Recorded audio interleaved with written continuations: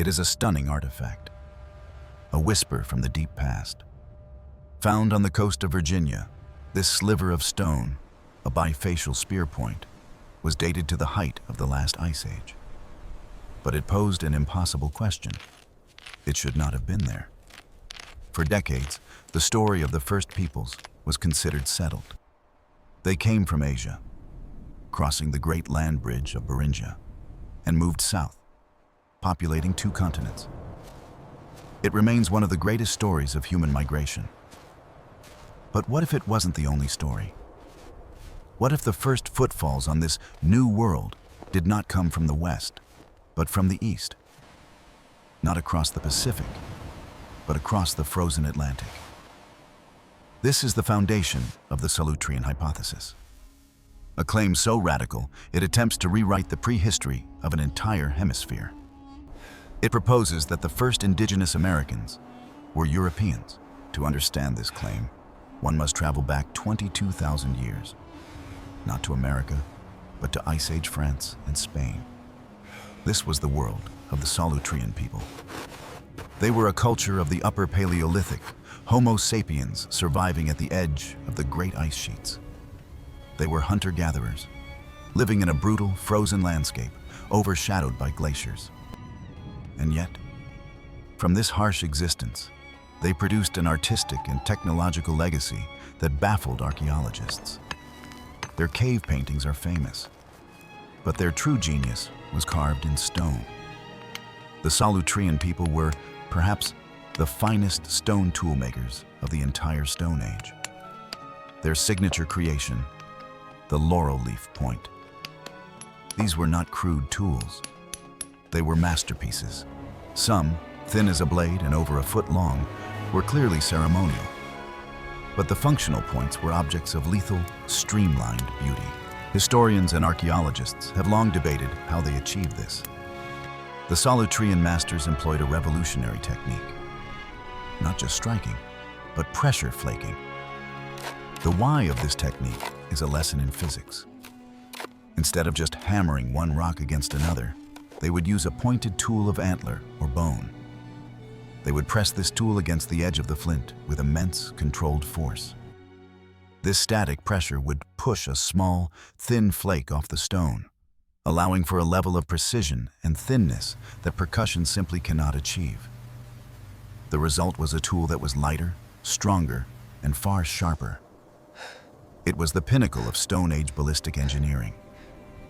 This technology was their signature. It was unique to them.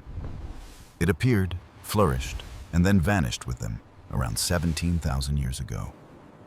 For a century, this was just a fact of European prehistory until the 1990s, when archaeologists Dennis Stanford and Bruce Bradley, experts in stone tools, began looking at collections from the American East Coast.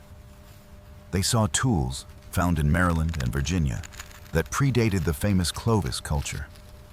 And to their eyes, these American tools looked undeniably Solutrean. The flaking patterns, the distinctive outrepassé or overshot flaking, the sheer thinness of the biface. The similarities were, in their view, too specific to be a coincidence. Suddenly, the discovery in Virginia was no longer an anomaly. It was Exhibit A in a radical new case. The greatest mystery of American archaeology was suddenly reopened. Had a small band of Ice Age hunters, armed with these elegant stone weapons, navigated the 3,000-mile edge of the North Atlantic ice sheet? Did they discover an empty continent? The implications were staggering, and the battle lines were drawn. A theory this explosive cannot rest on a single, out-of-place artifact. The proponents of the Solutrean hypothesis knew they needed more. They needed to connect their Ice Age Europeans to the most famous, and for a long time, the oldest, culture of Indigenous Americans, the Clovis people. For most of the 20th century, Clovis was the baseline. First discovered in New Mexico, their distinctive spear points were found from coast to coast. They were the mark of a highly mobile, successful people who hunted mammoth and mastodon. The Clovis first model became archaeological dogma. These were, without question, the first Americans. And their technology was their calling card. The Clovis point is a marvel of engineering. It is a bifacial, fluted point.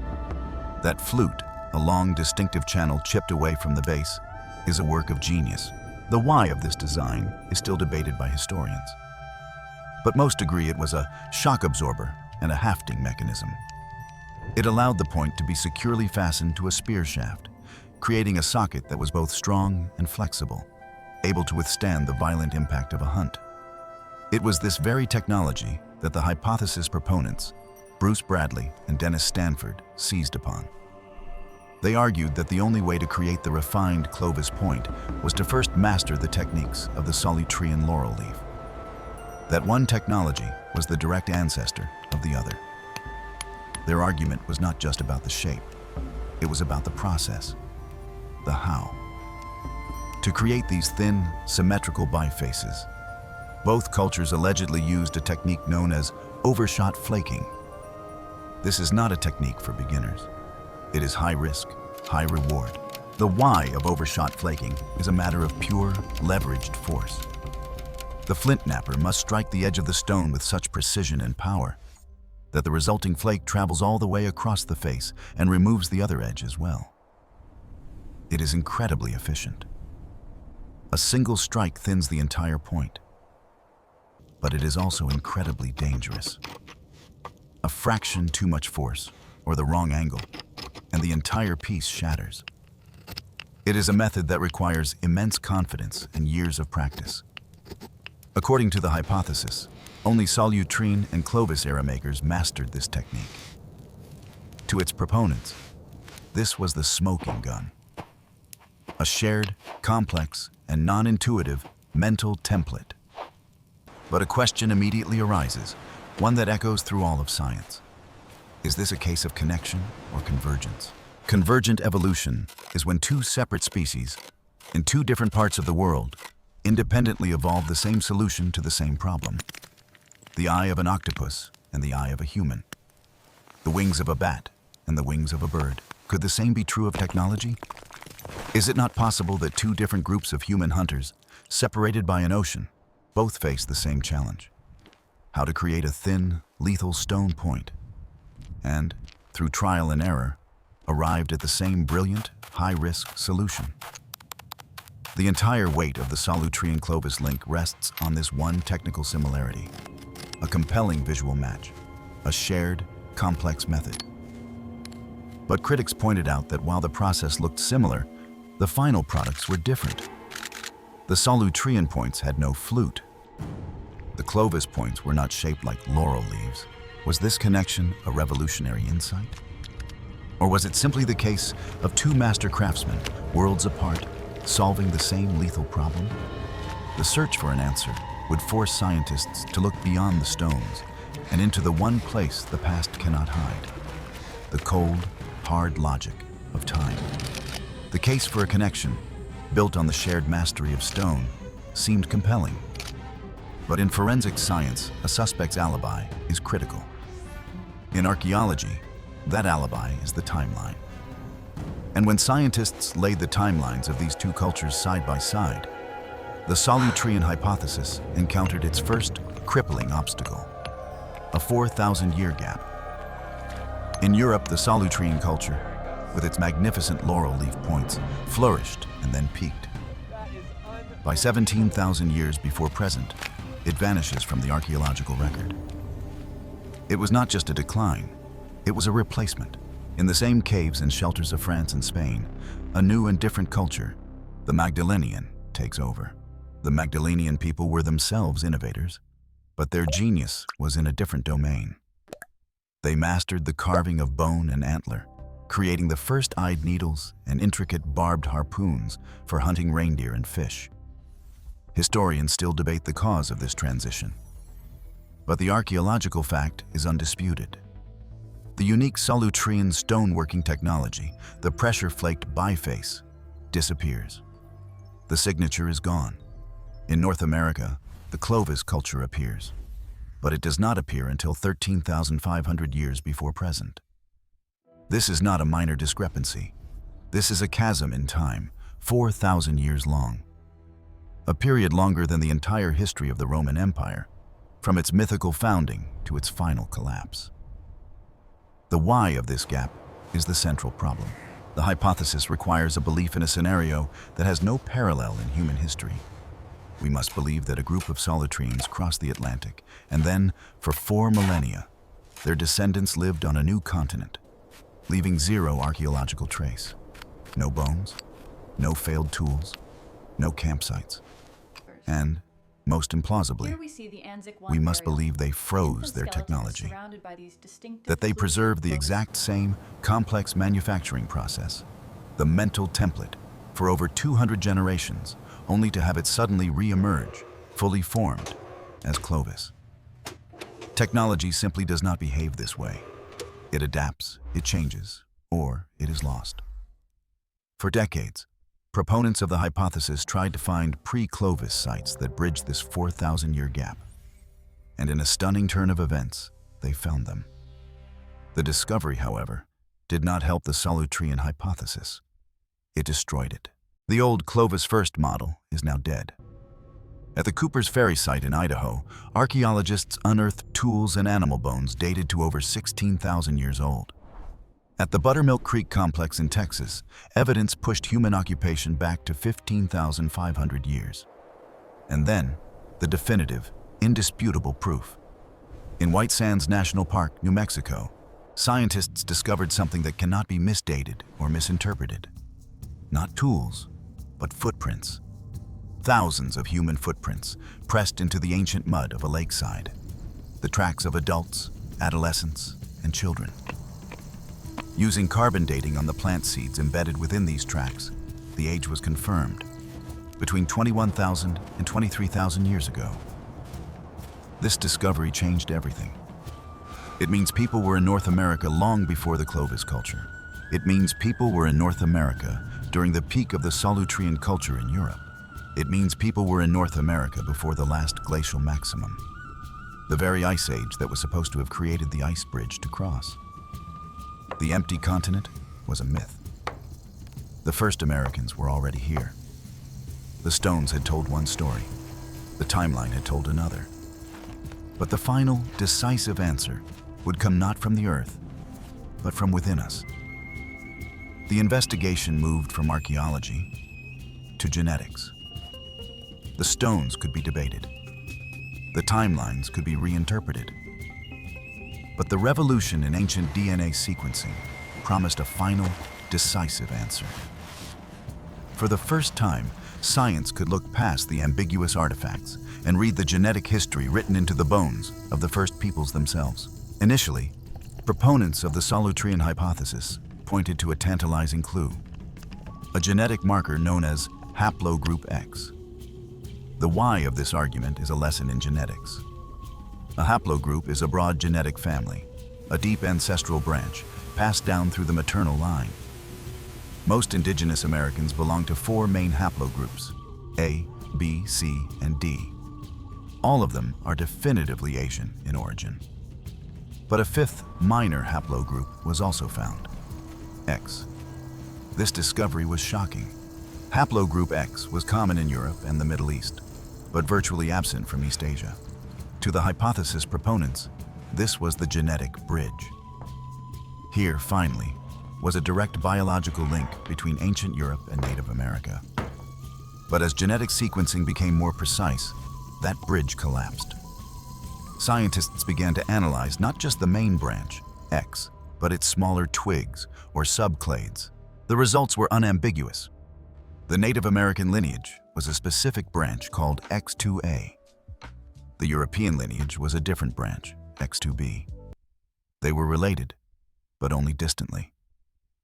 They were like 2 cousins who shared a common ancestor many generations back. And when geneticists tracked that common ancestor, they found that person had lived, not in France or Spain, but in the Altai Mountains of Siberia, over 30,000 years ago. The story of Haplogroup X was not one of an Atlantic crossing. It was the story of a great divergence in Central Asia. One group of descendants, X2B, traveled west into Europe. Another group, X2A, traveled east, joining the Great Migration across Beringia. The supposed genetic proof for the hypothesis had, in fact, become the strongest proof against it. But the final, conclusive blow was still to come. In 1968, on a ranch in Montana, a set of human remains were found. They were the bones of a 1-year-old child, buried over 12,600 years ago. And with him were over 100 classic Clovis tools coated in sacred red ochre. This was Anzac I, the only known human burial from the Clovis culture. For decades, the remains were a source of pain and controversy between scientists and local tribes. But in 2014, in a landmark collaboration, the child's entire genome was sequenced. This was the moment of truth. If the Solutrean hypothesis were true, if Clovis technology was a European import, this child's DNA would show the link. It showed the precise opposite. The Anzac I genome had zero connection to Paleolithic Europe. His DNA was unequivocally Siberian in origin. He was more closely related to all modern Native Americans, from the Ojibwe in the north to the Maya in the south, than any other people on Earth. The scientific community now had its answer. The debate was over. Geneticists, archaeologists, and anthropologists all reached a consensus. The ghost in the genome had spoken. The people who made the Clovis tools were not a lost band of European hunters. They were the direct ancestors of the indigenous peoples who live today. With the Atlantic crossing definitively disproven, science turned its full attention back to the origin point that the data had demanded all along: Asia.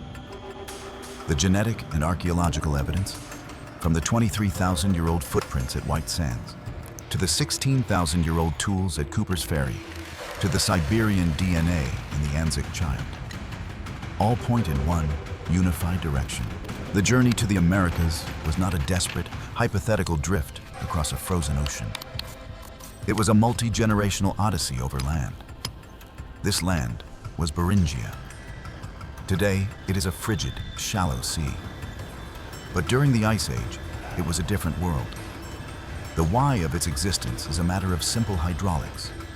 So much of the Earth's water was locked up in continental ice sheets, a mile high, that global sea levels plummeted by over 4 feet. The land connecting Siberia and Alaska was not a narrow bridge. It was a vast, unglaciated subcontinent, a windswept, treeless plain of steppe tundra, 1,000 miles wide. This was not a place to be crossed in a single generation. It was a place to be lived in. Genetic evidence supports this. A theory known as the Beringian standstill shows that the ancestors of all Native Americans paused in this homeland for thousands of years. They were a population isolated from their Siberian ancestors and not yet able to move into the Americas. What blocked their path? A wall of ice. 2 massive ice sheets, the Laurentide and the Cordilleran, covered all of modern-day Canada. They were an impassable, frozen desert. For decades, the greatest question in American archaeology was, how did they get south? The long-held theory was the ice-free corridor. This hypothesis proposed that, as the climate warmed, a narrow, 1,000-mile-long gap opened between the 2 great ice sheets, allowing passage. For generations, this was taught as fact. But the theory had a fatal flaw. Geologists now argue whether this corridor was even open in time.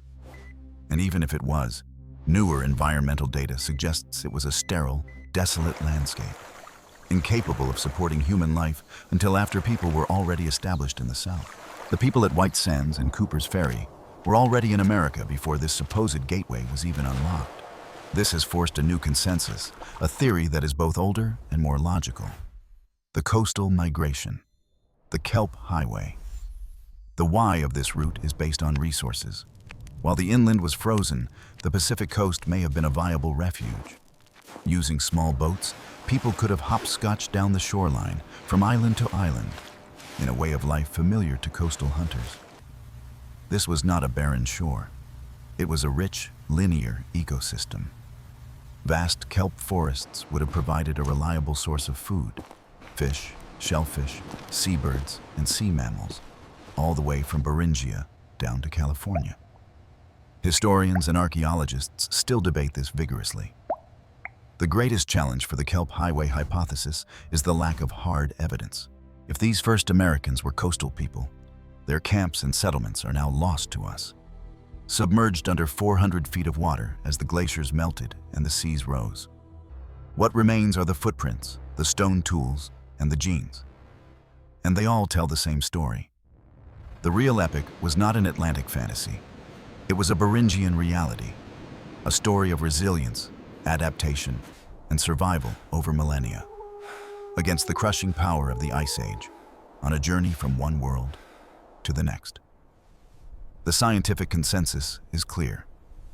The Solutrean Hypothesis, as a theory for the peopling of the Americas, is dead. The stones, the timeline, and the genes all tell the same unambiguous story. The first indigenous Americans came from Asia. Their ancestors were the people of the Beringian homeland. Their journey was one of the most profound epics of human history. This leaves one final, lingering question. Why does the Solutrean myth persist? Why does a theory, so thoroughly and completely debunked by every available line of scientific evidence, continue to find life on the internet, in books, and in documentaries? The answer, perhaps, is that the hypothesis was never just about the science. It was about the story. It is a compelling narrative, a tale of heroic, familiar-looking heroes battling a frozen sea. It takes a known quantity, Ice Age Europeans, and inserts them into the origin story of a different continent. But this narrative, while romantic, has a dark and troubled edge.